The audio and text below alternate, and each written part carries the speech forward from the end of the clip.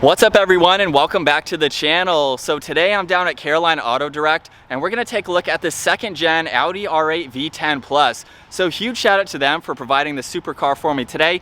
Make sure you check out their website because they have a lot of awesome pre-owned inventory like this R8 that you see. So before we get this out on the road, I brought my 2012, so my first gen Audi R8 out to compare it with the second gen. So I'm gonna start up front with the styling differences that you see between the first gen and the second gen. So on my car here, nothing too crazy aggressive. We have a lot of clean lines, especially around the grille and around the hood.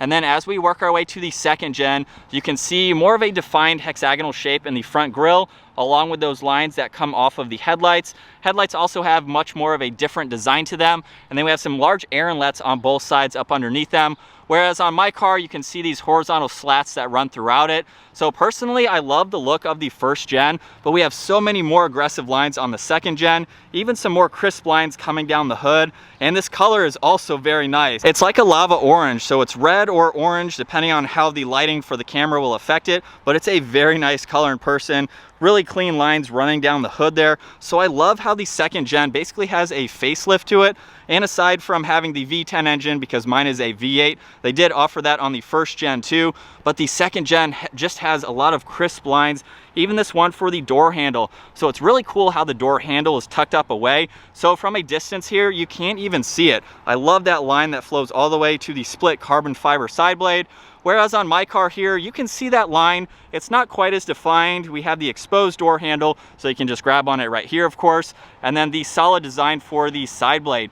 Which one do you like better? Do you like the solid carbon fiber, or do you like how they split it up? Personally, I don't like how they split it up, but it still has a nice design to it, even with the bodywork flowing through it. But I do like the iconic look of the solid carbon fiber side blade a little bit better. And then as we work our way to the rear, this has the carbon fiber wing that I really want to put on my first gen. I think it'll look really nice.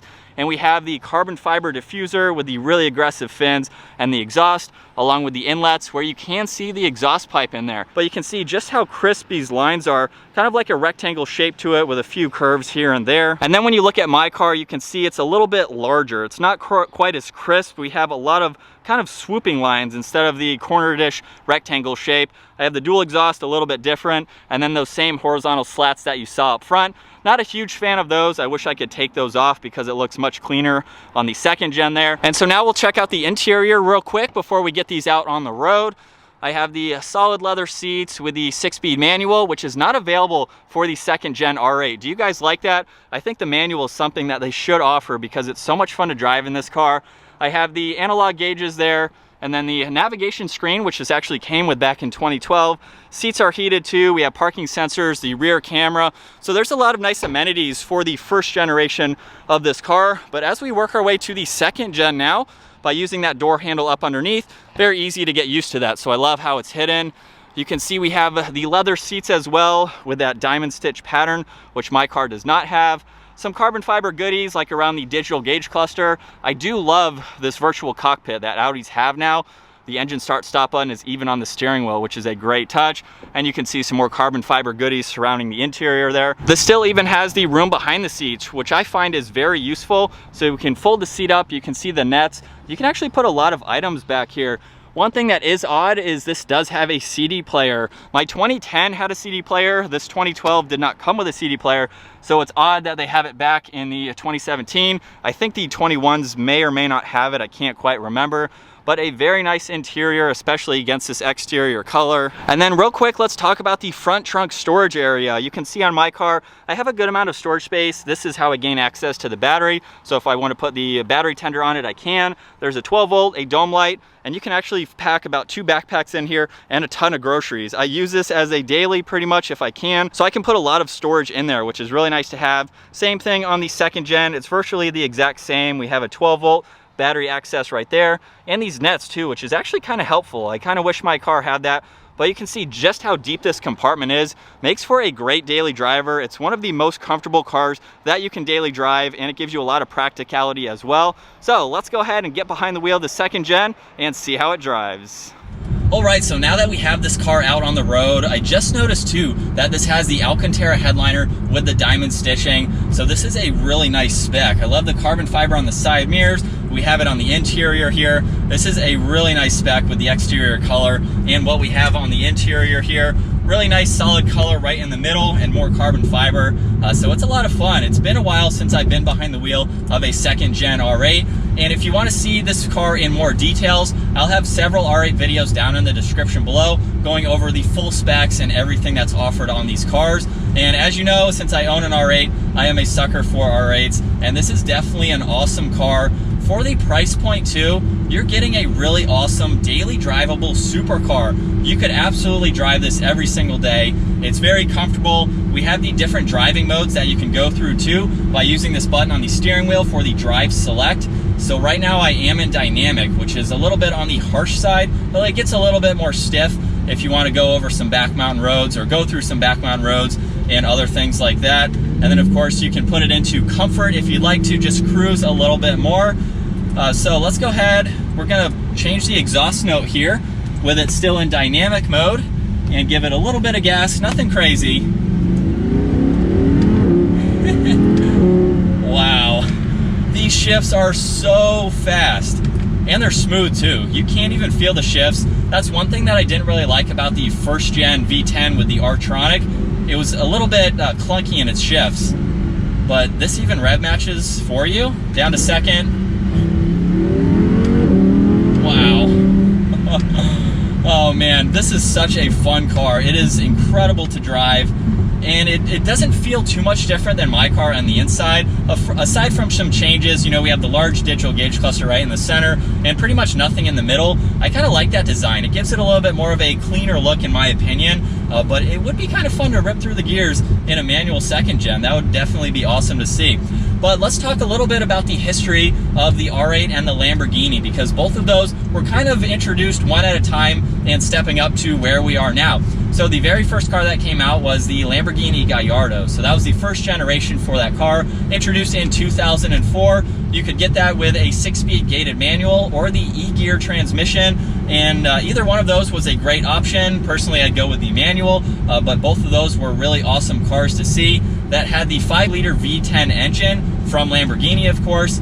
And then once that car was produced, Audi came out with the first generation R8 V8. So they wanted to tailor to a little bit lesser of a price point, but still have that exotic supercar look. And as we all know, Audi had the TT for a while, and then they wanted to basically make that a bigger version, came out with the R8, which you could say is the big boy version of the TT. And that was their first exotic looking supercar, and one that I personally fell in love with when it came out. When I saw it in Ironman, I knew that was the car that I had to get. And I think that really catered to people who didn't quite want to spend as much money as a Lamborghini or have that flashy look, if you want to say that.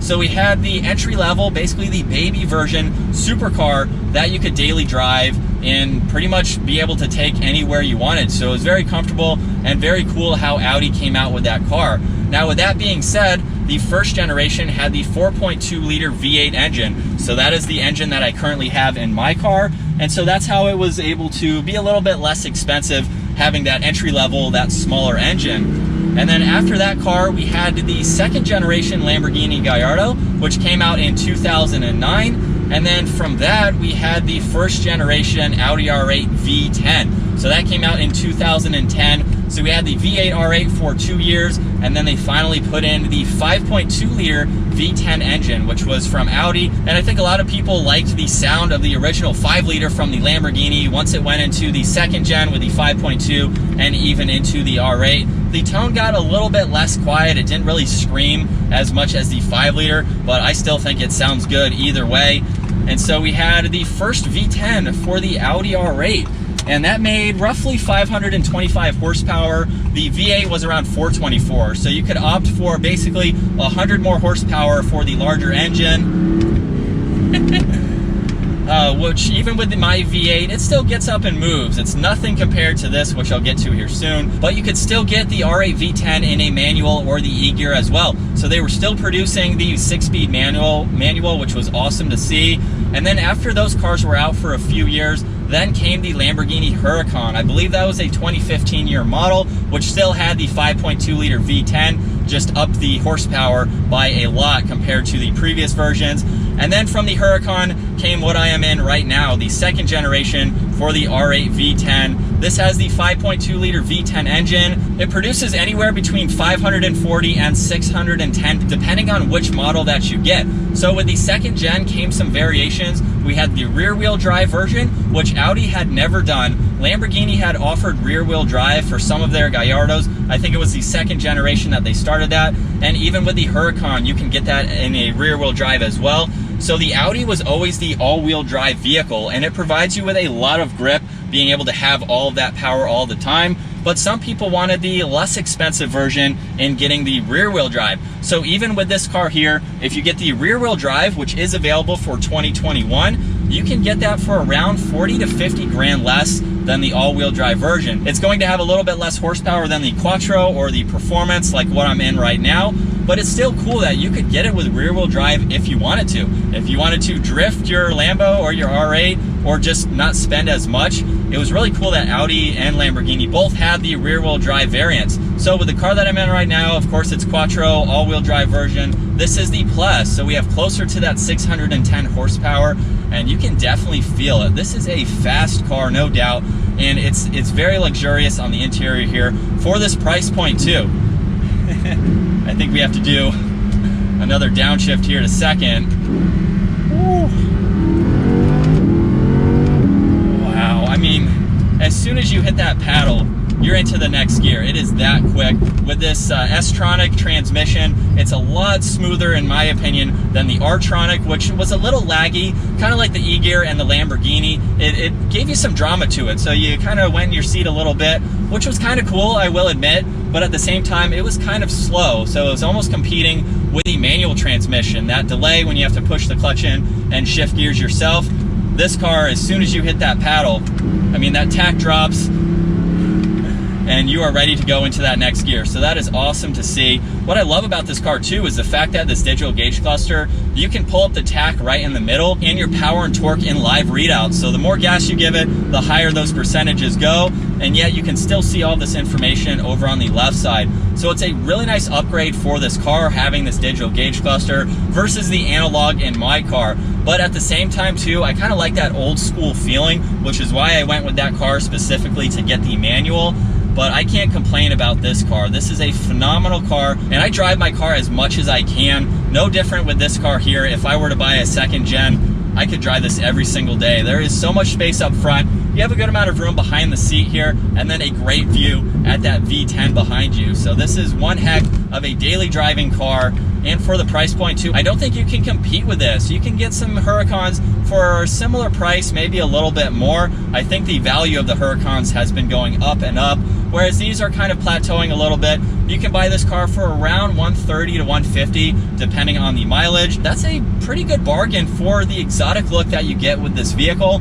And at the same time, this is a 200-mile-an-hour car. Top speed is around 207, 0 to 60 is under 3 seconds. So with all that being said, it's really neat to see how Lamborghini and Audi have introduced each model, kind of one following the other, with it seeming to be Lamborghini being the first model and then Audi to follow. So they put up that higher price point, more exotic looking and expensive Lamborghini, and then offered the less expensive variant, yet still having pretty much the same look and a similar engine. So while this is detuned compared to the Huracan, you can tune this and be right with the Huracan, if not making more power. So the potential is there to tune these, and they can put out a lot of power if you do it right. So it's really nice to see how you can still have that usable power in a different car. If you're not looking for all that attention that the Lamborghini brings, the R8 still has that exotic look to it, but it's a little more understated, maybe not quite as flashy as the Lamborghini in a sense. Even though every time I see one, I kind of freak out a little bit too, because I don't see too many second gens. I hardly see any first gens around either. That definitely sounds like a Huracan. You can hear it just a little bit. Oh man, it's such an awesome car to drive, and I'm tempted at some point maybe to get this alongside of my car, but for now I think my first gen is what suits my needs right now. This is definitely an awesome replacement or an awesome first exotic if you're looking to dip your toes into the exotic world. of supercars like this. All right, so one last acceleration for today. Even coming around a turn, this handles incredibly well. Sounds good too. And it redlines right around 8,500. So once you get up in those higher RPMs, this car is definitely going to scream. But that's gonna wrap it up. Checking out the second generation Audi R8 V10 Plus. Once again, huge shout out to Carolina Auto Direct. Definitely check out their website. That is down in the description below. And comment down below, what are your thoughts on the second generation Audi R8? Is this a supercar that you would buy? For the price, you're getting a heck of a car, a lot of horsepower, all-wheel drive, a practical daily driving supercar that you can drive every day. It's phenomenal what Audi has come out with, how comfortable this car is, how planted it feels, how much space you have for two people. There's really no cons to this, and I've owned two Audi R8s in my life, and I can't find anything wrong with these cars. I've never made a hate video about my R8 because there's nothing to hate. It's an awesome car, and it's a lot of fun to drive. But if you enjoyed today's video, give it a huge thumbs up. Consider smashing that subscribe button. You can hear those pops. If you want to stay up to date on our daily uploads, I'll see you guys in the next video.